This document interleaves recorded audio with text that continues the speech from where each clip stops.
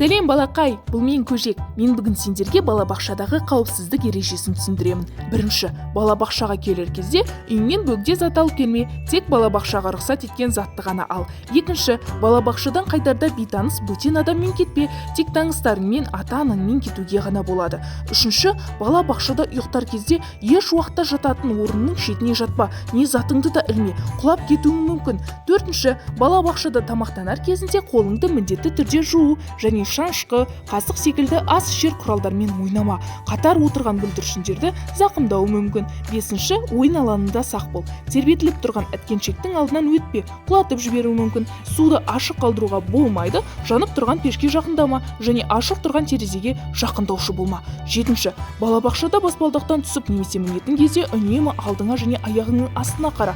Баспалдақта жүгіруге мүлдем болмайды. Сегізінші, балабақша көпшілік орын. Сол себептен бейтаныс заттарды болуы мүмкін. Оның қолынан ұстама, ауызға мүлдем салуға болмайды. Оның қандай зат екенін білмейсің ғой. Керісінше тәрбиешіге ескерт. Тоғызыншы, балақай, балабақшада жол ережесін сақтау керек. Ол дегеніміз балабақшадан шығарда немесе кірер кезде көліктің артына тұрма. Сенің бойың кіші болған соң жүргізуші байқамай қалуы мүмкін ғой.